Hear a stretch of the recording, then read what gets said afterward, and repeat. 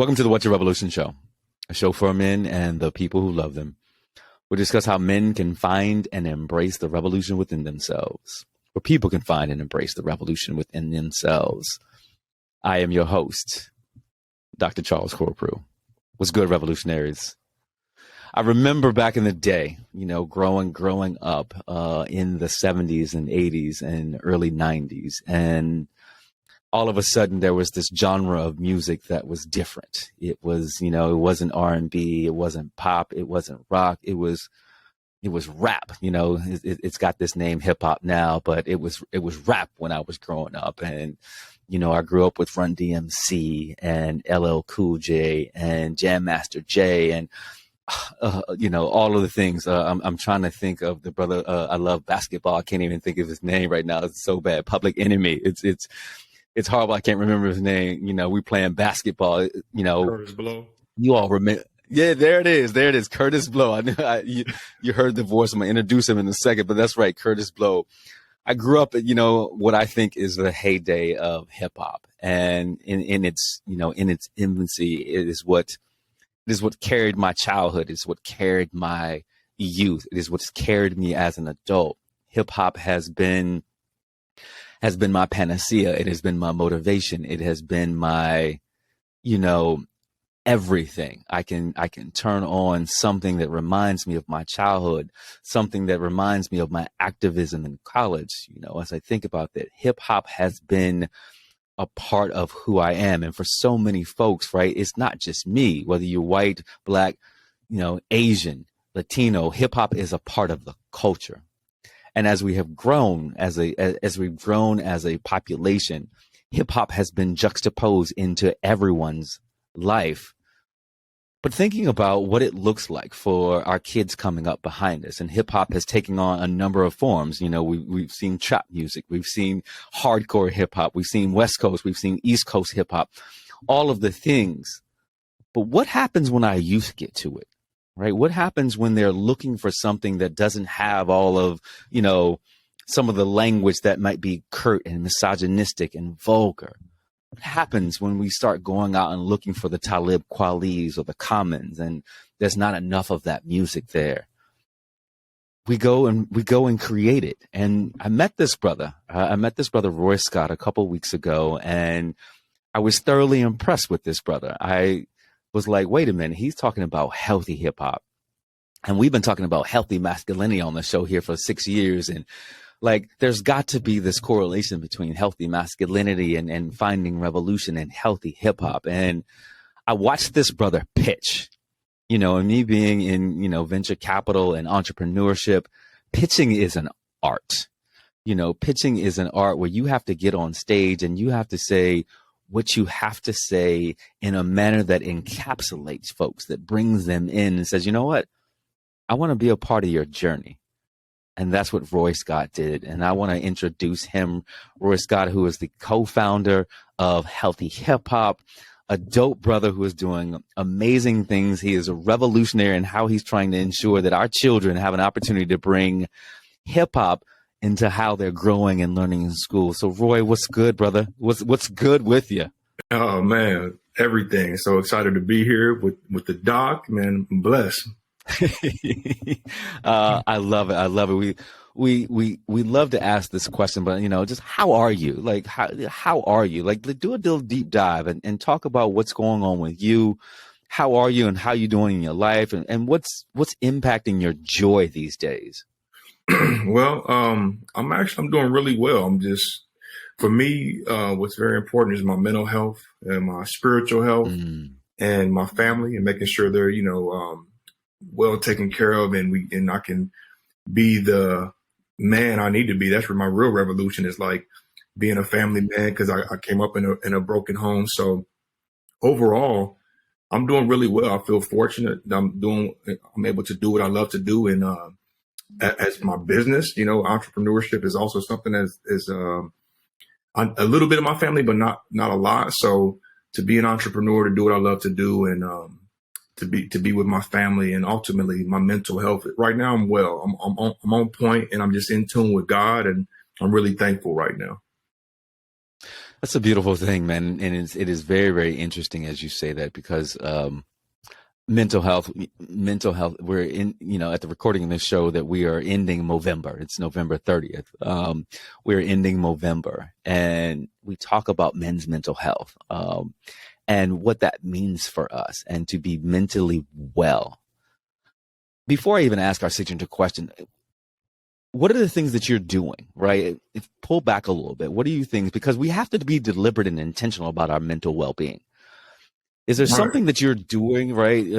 You said God and your family. I know they're a part of this. Is there something that you're doing to maintain this wellness, this mental wellness on a daily, weekly, monthly, yearly basis that allows you to maintain this stasis of mental well-being? Yeah, it's a daily thing because every day you really have to, it's a battle, so it's a battle for your peace and battle for your mental wellness. So daily, what I do is I do a lot of meditation. I stretch, quite a bit, keeping my body in tune. I'm reading the word. I'm also just reading like books, a couple books that really been sticking out with me lately, like the Four Agreements. Mm. Think and Grow Rich, things like that, to where now I'm practicing like daily affirmations. So, that sounds like a whole bunch of things, but I try to do them in I call them like 5 minutes of faith. So I try to lock in, like if I could do 5 minutes of just meditation to start my day, 5 to 10 minutes of stretching, 5 to 10 minutes of daily affirmations, journaling, writing them down. So some days are better than other, but these are some of my kind of like my foundational things that I have to do daily to keep myself on track and to battle, because a lot of the times, even though I say I'm well, a lot of the times it can start turning left or right on me, and I have to Yes, fight correct. to keep my focus and my faith, and my mental health on point. And it's a beautiful thing, and thank you for sharing that. My good friend, Dr. Elijah Beatty, a board-certified cardiologist down in Charlotte, talks about the miracle morning. I don't know if you've ever heard of that. And it's that miracle morning where typically it's 10 minutes, it's 60 minutes in an hour, but reading, meditation, exercise, journaling, as a part of this miracle morning. And when he's on his stuff, he does his miracle morning every day, and he talks about the benefits of having a practice, right? A practice of having these affirmations with yourself. The practice is reading something that is uplifting and motivating, but also thought provoking. Spending time with your body and your mind. I want to pull one thing out of this that you're saying, Roy, that I think is important. Is that what are the affirmations that Black men need? And I want you, if you don't want to get personal, it's okay. But I want you to at least take it to a high level. What are some of the affirmations that Black men need to say to themselves to make sure that they can walk out into the world being the revolutionary, they're being their best revolutionary selves? Right. For me, a lot of it is tied into the scriptures, and I don't, I'm a man of faith, and I don't have any judgment against anybody's specific religion. But for me, it is really tied into the scriptures. So I started by saying, I'm destined for greatness. I'm blessed by the best. I'm walking into a glorious destiny. I talk about how the Lord has blessed us with a spirit of love and power of a sound mind, not a spirit of fear. Because a lot of the time, the fear and different things, Yes. especially when you're branching out to, if you're starting a company or if you're just starting your family or, just everyday life stuff, like a lot of the time fear creeps in. So I have to continuously say those things to combat some of those fears and doubts and different things that try to attack me. So on a high level, that's some of the stuff that I'm really continuously daily saying to myself, and also really projecting who I am. So every day I'm saying, I am a mogul in hip hop and entrepreneurship. I'm just talking. I love myself, that. I love that. Yes. Say it again. Say it again, brother. I am a mogul. Right. I'm a mogul in hip hop, entrepreneurship, music, technology, and film. So, I'm talking this, and even some of my goals, like amount of money I want to raise, I'm repeating that daily. I have my whiteboard over right to the right of me where I'm writing these things down and repeating them. It's kind of one of the things I got from Think and Grow Rich, where it talks about some of those habits of highly successful men and women. And so those are some of the things that I'm really tapping into daily, just to be able to, approach the day with a certain amount of vigor and passion and and just to stay focused, Yes. even if things, don't go my way or if I'm facing some adversity. Yeah, brother, thank you so much for that, because I think we need to hear more of that on this show, where brothers are actually taking the time out to affirm themselves, to we hear it all the time. Mel Robbins talks about manifestation, how we manifest the lives that we want to do. And it's not just saying that I want to have $1 million, right? I want to raise this $10 million seed round, right? I want to do you've got to do the work, but the thinking and saying, okay, I'm going to manifest these next steps in my life, Roy, that, to get to the goals that I want to see, that I want to have this house. I want my family to be happy. I want to see myself with my children and my family happy in places where I think that I want to be. I have to manifest that step by step, and to be able to see myself in these steps. What are the work that I have to do to get to those goals? Seeing myself as a mogul, seeing myself, right, having those checks come to me, seeing those folks actually working with my products and being very happy about, like, using the healthy hip hop platform on a regular basis that brings customers in, right? Being able to manifest that on a daily basis. And I love that you say that, because we have to, as my father would always say, you have to see it before you can be it. And as you said earlier, right, overcoming the fear, because many times we as brothers haven't seen it.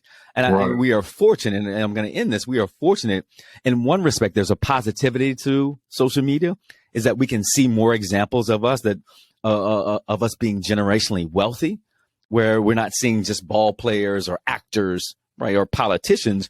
We're seeing the everyman being able to create wealth, whether it's the real estate investor, or the real estate mogul, or it's the chef, or it's the clothing designer, all the different things, or it's the founder and CEO of Healthy Hip Hop. We can see those more on social media and say, I can ascend to this. How do I manifest this into something moving forward? So thank you for sharing that. But I got to ask you a question, and you started to expound on it, but brother, what's your revolution? So my revolution is just that. Healthy hip hop is hip hop for children and families. And to go back to your intro, is like almost like taking hip hop back to its roots, but in a way that's relevant to what's happening right now. So as you mentioned, when hip hop kicked off, like the true foundation of it was like building community. Like we was coming together. This is how, there was in New York City at that time, there was a lot of poverty, a lot of drug use, a lot of drug, et cetera, and a lot of crime. And hip hop was actually one of the vehicles that created community, where people came together to dance, to, the rap and, beatbox, et cetera. So, and even if you listen to some of the early music, like you said, Public Enemy, or it was like Self-Destruction from KRS-One and them, like it was actually kicking real game and real knowledge. And so there's still some of that happening today, but what you've seen is it kind of took a turn to more violence, more things that are, well, at least mainstream, that are really not healthy for, young developing children's minds. And so my revolution is to do hip hop for children and families in a way that's relevant, and in a way that's really celebrating the culture and taking it back to its roots. Brother, and thank you for the succinctness of that, taking hip hop back to its roots. And, I don't know how old you are. You never know. You never know when it comes to a man of color, man. You might be 80 years old, but you know what I'm saying? But black don't crack on this show. Right. Let me tell you. I was talking to my boy James today, and he was like about to celebrate my birthday. And I was like, how old are you, brother? He was like, I'm 57. Man, this brother looks younger than me, and I think I look young. You know what I'm saying? Right. But so hip hop is a part of us. And I love as we talk about the ideology of hip hop in its development, in its infancy, that it spoke to community. Before we even dive into healthy hip hop and what it's doing, can you speak to what hip hop has meant to you and your journey as a black man? Right. Well, just what you said, it's been my everything, really. It's like influence how I dress, influence how I speak. Yes. It pushed me into certain environments, and I'm not going to attribute it all to hip hop, because there was all these different variables, but it was a key driving force for me. And it just like it spoke to us. That was the language that our hood was speaking. We was like, hey man, hip hop was like how we communicated. So that's why this is so important to me. Yeah, I keep thinking about, DJing or air DJing. Think about this, Roy. Think about this, air DJing. You probably too young for this. There was a show called Putting on the Hits when I was growing up, and it was kind of like the first lip syncing show. Okay. And we actually put a Putting on the Hits at my high school, Green Run High School. Yeah, everybody knows that on my show. I talk about Green Run when I can. And we did Run DMC. Is it Run DMC? No, we did LL Cool J. I'm gonna mess it up, Revolutionaries. I want to say it's Rock the Bells. Yeah, Rock the Bells is it. That's it. Yeah. Rock the Bells. And I was the DJ. I was the air DJ. I was the air DJ, man. And we had so much fun doing that. And that's how important hip hop was to us. But hip hop went through a transformation. And I think that, and maybe I want to talk about that for 1 second. Where do you see that? I don't want to say that hip hop went wrong, that the genre shifted from being this community-based music that brought us together, because we saw in the 90s and the early 2000s how hip hop was actually divisive, in my opinion. Right. It brought division in our communities. We saw the East Coast, whether it was manufactured or not, whether it was real or not, we saw this beef that was happening between West Coast rappers and East Coast rappers. We saw Tupac getting killed. We saw Biggie getting killed. We saw a lot of violence. Why do you think that happened, that it moved from a community where it was bringing folks together to this divisiveness? That is a great question. And really, so there's been some reports of this, and I can't say it's the gospel, but I do think there is some truth to this. And basically, some of the powers that be were seeing how influential, how impactful hip hop music was on Black and brown communities. And so I believe there was a change. It came around the time when, NWA was coming out, because their stuff was just it was straight hard. And they had a moment, Easy in them, you can't, it was, oh yeah, it was incredible. Mm-mm. But it was incredible as far as the music, but a lot of the impact was not so incredible. And saying that to wrap it back around is that there is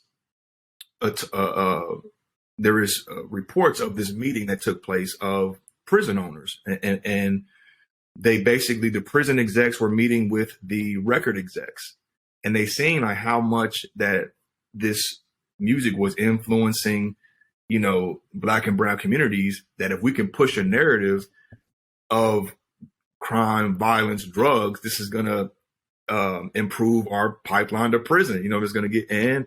And so there was actually some reports of it out there where the prison execs met with the record execs, and they wanted to make sure that they were pushing this narrative to Black and brown communities, and so they can continue to up their, pipeline to prison and keep that population going.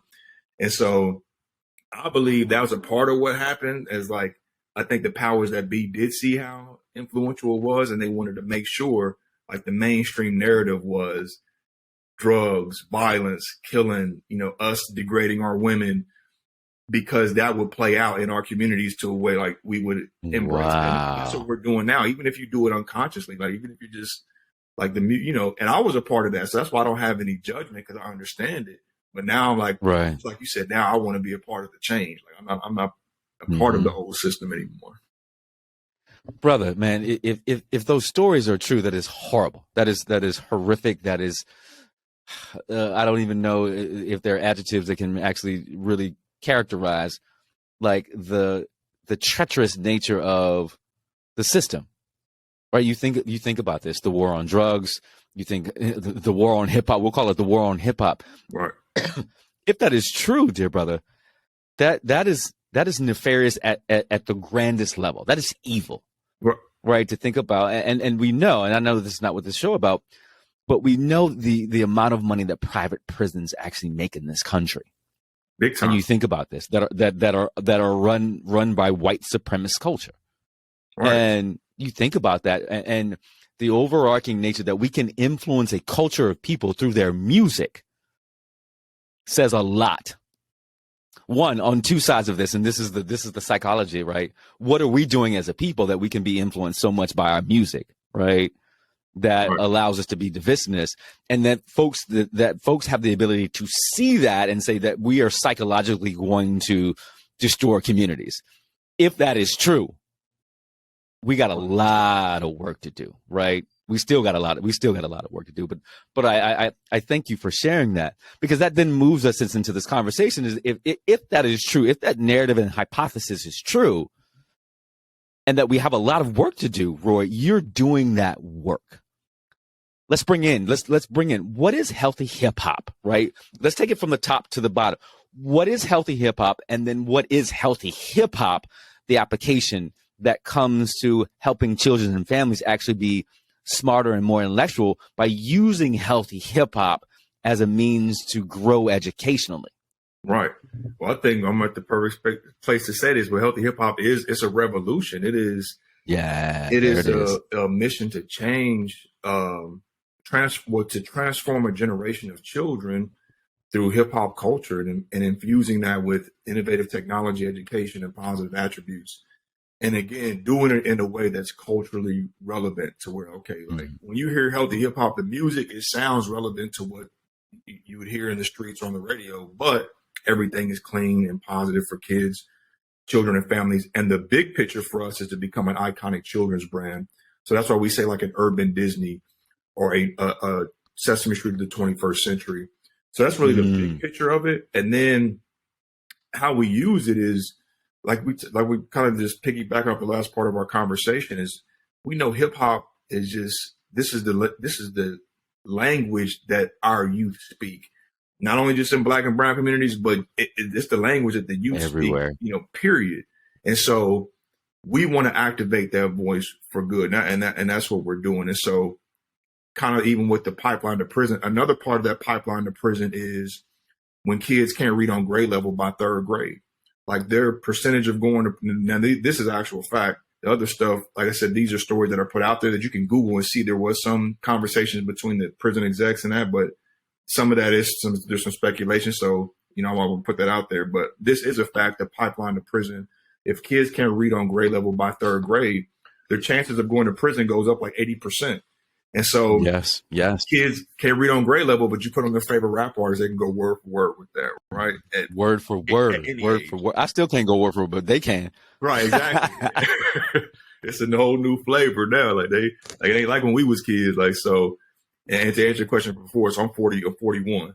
And so we want to get kids as early as possible while those morals are being shaped and say, look, you can still have the flavor of hip hop. You can still have the energy, the sound, the vibe, but it doesn't have to be stuff that's tearing us down. It could be things that are building us up. Brother, that's interesting that you say that, and like music that lifts us up. And I think about, again, I'm 50 something, and looking good, family. You're looking good. I'm 50 something, right? Let's say the sequel to 50. I'm the sequel to 50 at this point in time. But music that lifts us up. I think about Marvin Gaye, my frat brother, right? And that music that lifted us up, that was endearing and that brought us together. Sly and the Family Stone. I'm trying to think of good music. Cameo. The things that, Cool in the Gang. Yeah, everybody's like, what are you talking about? Right. Come on. Yeah. But music that lifts us up. And can you give us an example of today's genre, right? People are saying, well, like where can I see healthy hip hop? Because, is it out there? I remember like when Talib and Common came out, I was like, oh, we called it conscious hip hop, conscious rap. But give us an example of, where we can go look. I know right there's on the platform, but steer folks in a paradigm like this is what we are operation defining as healthy hip hop.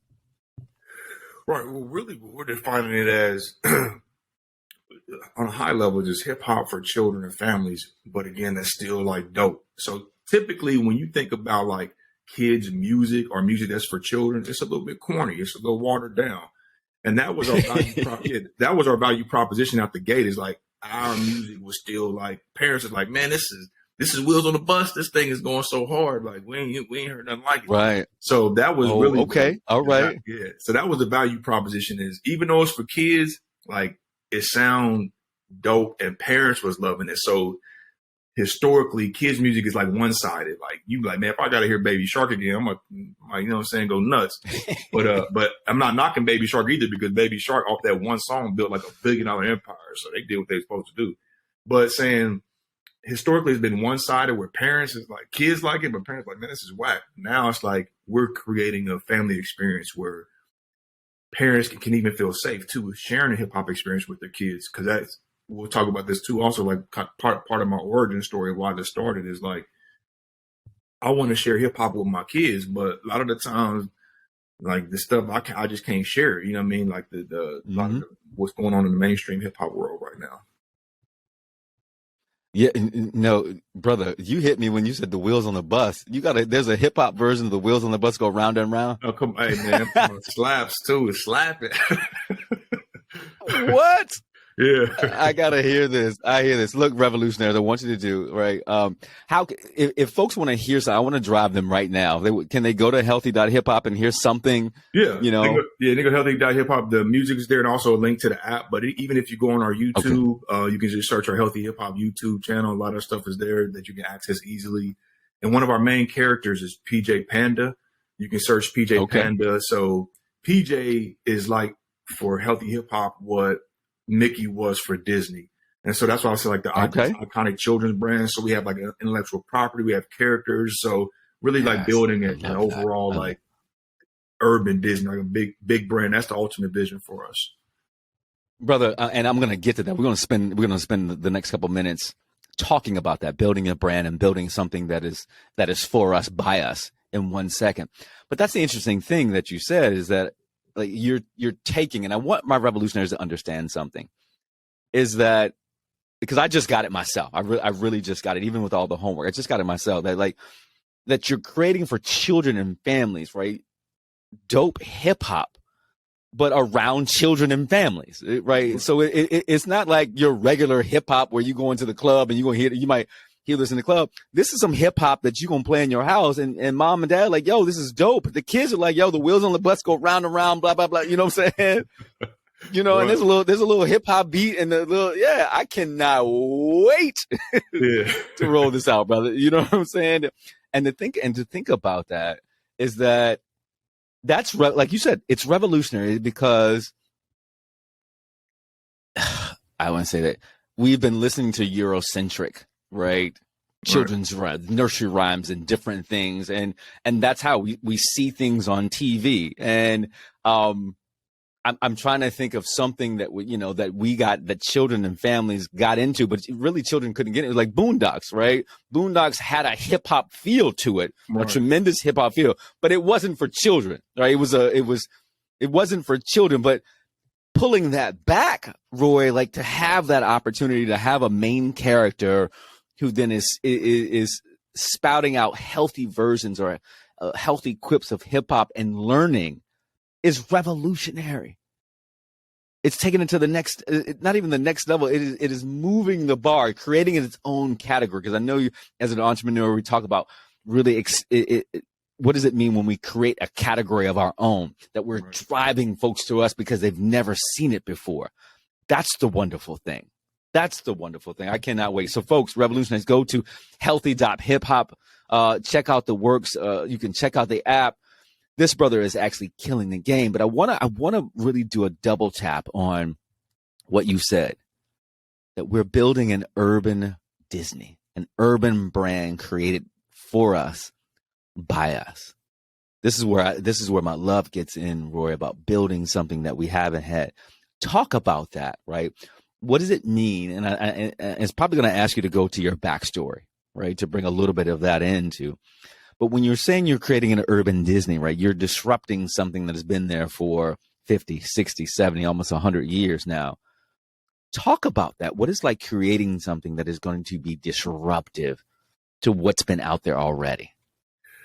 Right. Well, it's been hyper challenging, right? But I guess, like they say, Rome wasn't built in a day. It just takes time. It Not at takes all. resilience, and it takes real like commitment and passion. And so for me, it's a lifestyle, and just like you said, for us bias, if you look at just historically, just like the fabric of America, like how America was founded, majority of it was not in our favor, right? And so that goes from content, that goes from like healthcare system, that goes to like we talked the pipeline of prison, you name it, like finance, access to capital, like financial resources, because historically wealth was built in America on real estate and education, which we were blocked from. So won't get too long winded, but bottom line is all these systems were really not built with us in mind. So for us to be able to really kind of create our own lane and do things that are relevant to the culture, that is going to uplift our culture. And also,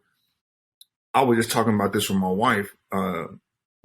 Everything in like entertainment, period, is really what like drives us. Like we are so like us as humans, like we talk about the music, and we talk about films. Like this is like what really shapes our thoughts. We're so.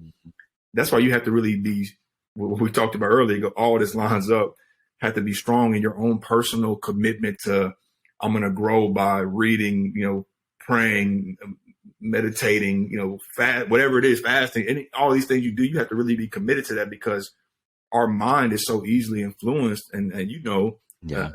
As the doc, just how influential this is on our psychology. So we want to put positive images in front of our kids as early as possible with the representation and with the swag, but it's still like, okay, it's clean though.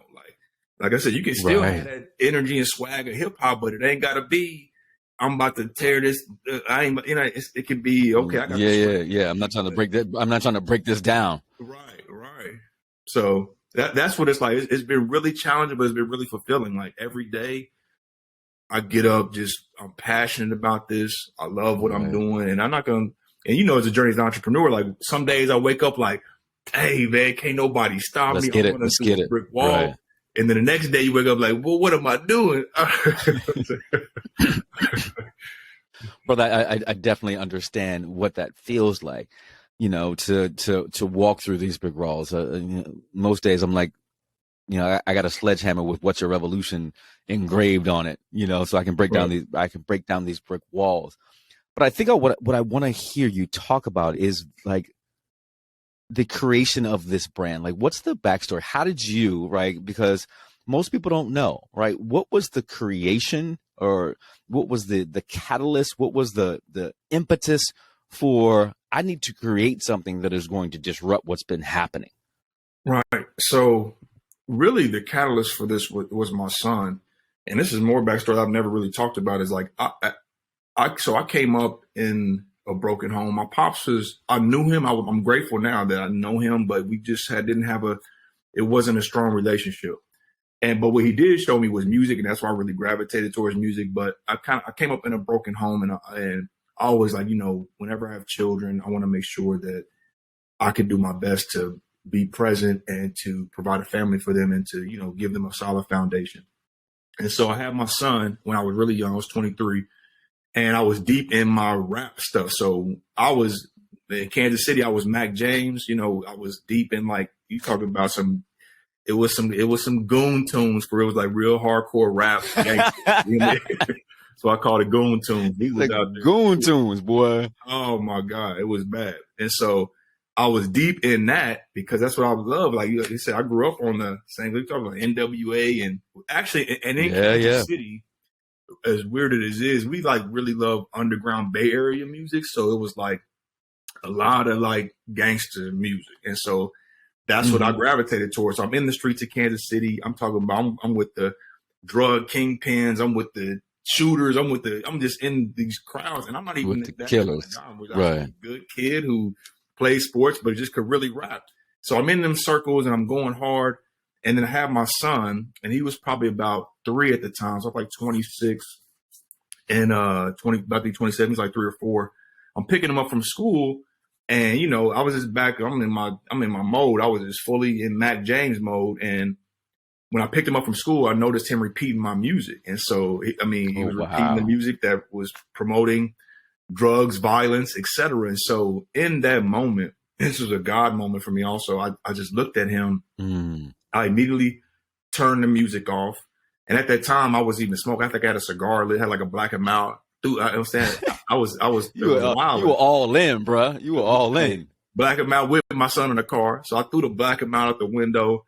I turned the music off.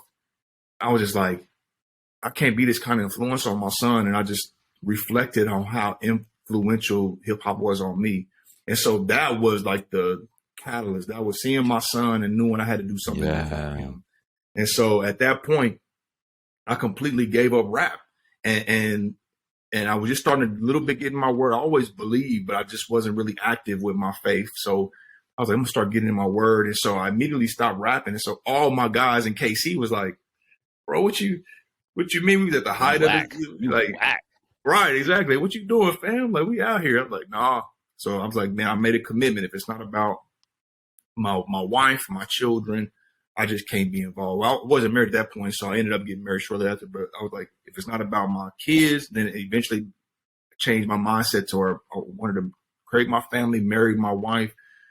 And so was really committed to that. And that was the catalyst. And so that's what inspired me to create something positive. Like, well, why ain't nothing out? I was checking around, like you talk about listening around. Like, it was really, especially at that time, it's changed quite a bit now, which I'm excited about. But at that time, this was around like 2008, 2009, there wasn't really, I was checking around with no hip hop for kids out there. Like that was a lot of, like I said, it was just whack. It was corny, not judging anybody, but it just wasn't, it's nothing I would listen to. So I said, let me start that. So that was the catalyst. Started with the music, and I created this 10-disc album with my son on the CD cover. And everybody was like, man, this is like really dope. And so that was kind of where it started. And then it evolved a lot since then. Brother, there's so much in that. And I talk so much on this show about revolting and evolving into who you want to be. And it's interesting. There's a catalyst. There's always something that says, you know what? I need to answer this question. I need to figure out what my revolution is, right? There's something that there's this cataclysmic event, right? I always say this, right? That is going to make you change. And it's interesting sitting in the car with your son, and you know, you would think that, hey, my son is dope, like, and it's my lyrics. Right. You know what I'm saying? My son is spitting my lyrics. He ain't spitting LL Cool J or Migos or whoever's out there these days. He's spitting my lyrics. And then you realize, wait a minute, hold up. Because oftentimes our ears are misattuned, and I don't even know if there's a room, but misattuned, where we lose, they become numb. It's not even the word that I want to say. They become deaf to what else is out there, right? Because we hear them so much, we become tone deaf. We've been saying the same words over and over again, and they lose meaning, right? They become sanitized to us. Right. And all of a sudden, but what happens is that the brain wakes up. All right, here's Dr. Corporate talking, because we hear it from someone else, right? We hear it from someone that is very meaningful to us, our son, right? Wait a minute, my son just cursed, right? I don't know. I'm assuming that your son was probably 4, 5, 6, 7 at the time, right? My son is quoting lyrics that are adult lyrics. Do I want my son to actually be somewhere else without me spouting off and like, where'd you hear that? I heard that from my dad. That's my dad, right? My dad is a rap star. That's my dad. And you're like, wait, no. Revolting and evolving usually takes some sort of event. You had that event, right? And I'm assuming you had that event one day. He was in a car. Y'all were in the car together. Y'all were rolling, like you said, threw the black and mild out. And you had to evolve into something else for him to see. Here's the question right now. That's right. As I think about it, how does your son view you right now? How old is your son, and how does your son view you right now? Yeah. So Justice is now, he's 18. He's a senior. He's a senior in high school. This is a senior. Congratulations. Yeah. And he's like, looks at me like, wow, like, you know what I mean? Like I can do this. I like entrepreneurship and like starting your business and doing something you're passionate about. And we just have a really strong relationship and a bond where I'm trying to do my best. So we just talked about this yesterday. Matter of fact, it's his senior year. He's getting ready for high school. He's starting to get some acceptance letters. And I'm just like, you know, just trying to encourage him to say, because he's just such a sharp kid to where he's just excelling naturally without a lot of effort. But I'm trying to encourage, I'm trying to light that fire, like, son, you got to go above and beyond. And I'm kind of, trying to, like you said, show him that. So he's seeing, like, okay, this is possible. But over there, he's just like, he's excited to the fact also. So in Kansas City, like, I'll never toot my horn, but I'm pretty like Kansas City history, like rap music, which is not a really big scene, but they know about Mac James to chop it up. And so when he was in KC, like, it was like, man, while my dad was Mac James, like everybody, they show respect and love, especially now to see, actually, like you said, I've done a 180 with my life. And so I try to always encourage him, but him to like, listen, you're the reason for this. My family's the reason for this. And want to use that as the revolution for my family, like to, hey, we creating a revolution here to where we can continue to do great things and continue to, like, I was telling my wife yesterday, like, we're going into uncharted territories for both of our families. Like we this is stuff that we haven't seen or done. So now we can be the ones that actually put it on full display and execute. Yeah, brother. That's amazing. That's amazing. And you think about, like you said, Mac James, huh? Mac James. I look, I gotta go. You gotta direct me so I can go back and hear some old stuff. Where can I hit some? It's Mac with 2 C's, so MACC James. I mean, we was really. It was out there. That's all I cannot wait. But I love that, because also we talk about here is that your revolution is not just for you, right? When you thought about it revolting and evolving into being something bigger and better than you were at the time, you also knew that this revolution that you were going through was for your son, right?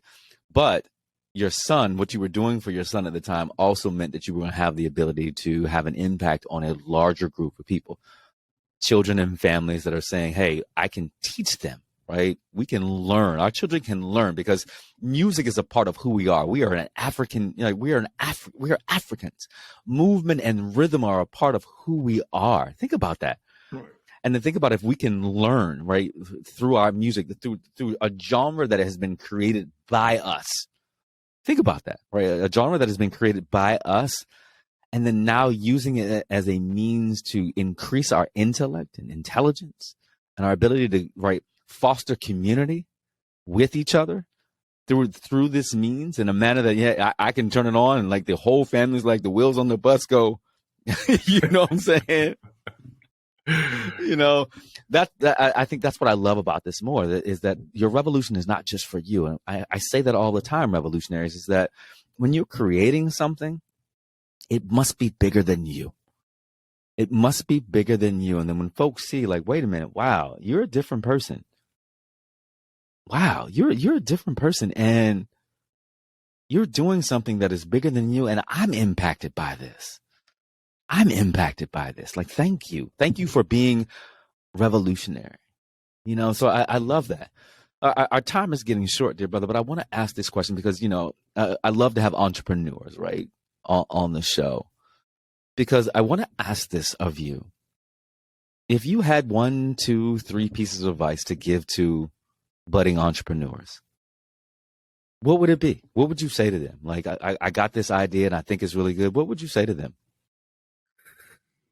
I would say just go and do it, and start doing the small things you can. So put together a plan and start executing small things to get there. And I would say don't be in a rush. A lot of people lose your job. So I was working at Blue Cross and Blue Shield until I kind of got pushed out due to some the politics always seem to push me out.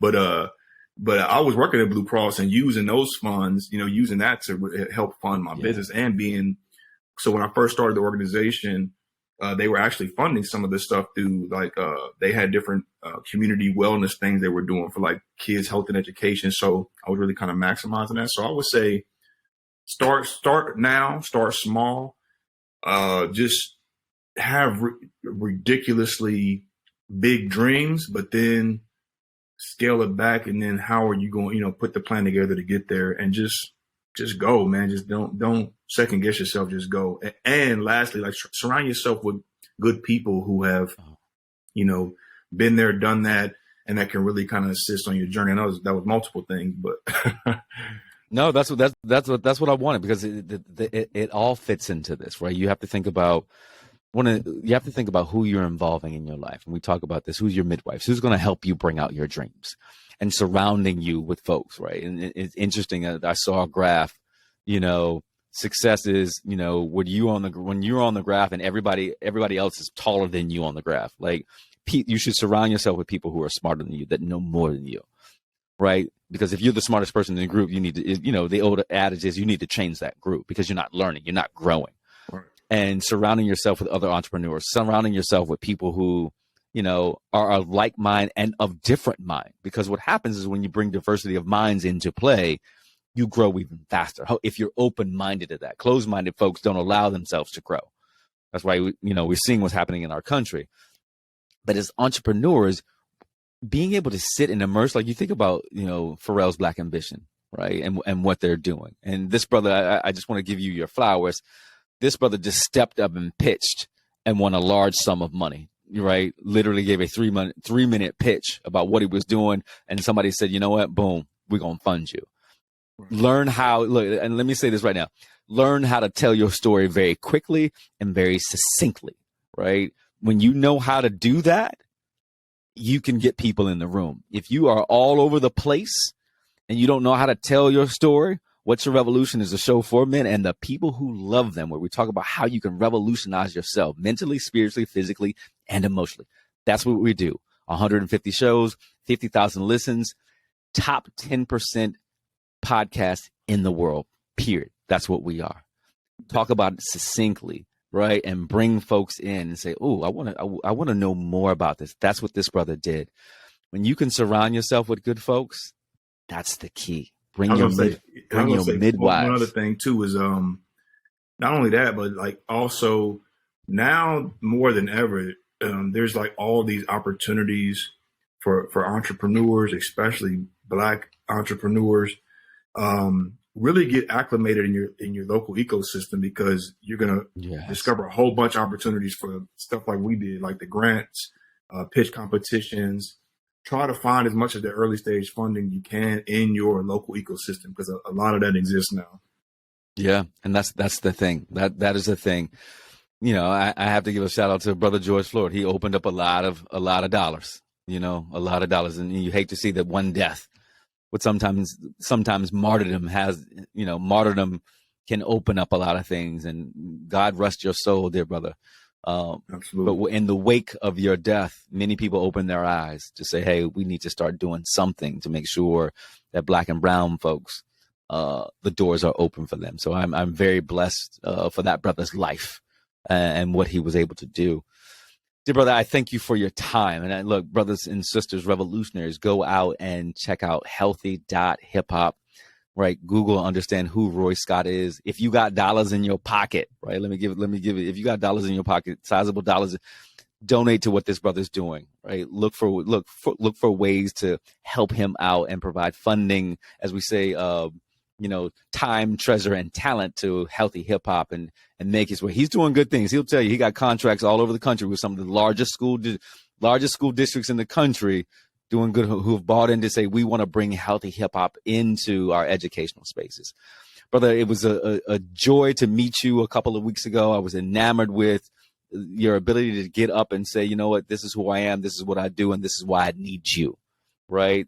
That was a wonderful thing to see this brother step on stage very, very quickly, because as you said earlier on, you got to get over your fear.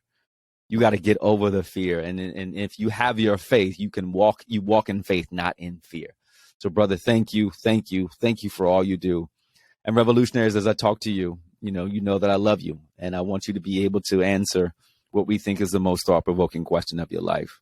What's your revolution? You know that we're here for you. We're ready for you to move through this space, right? Revolt and evolve into the person that you want to be. And remember, always be becoming something greater than yourself. We'll talk to you soon. Brother Roy, we appreciate you, brother. Likewise. Thank you so much for having me. No worries, brother. Peace, everyone.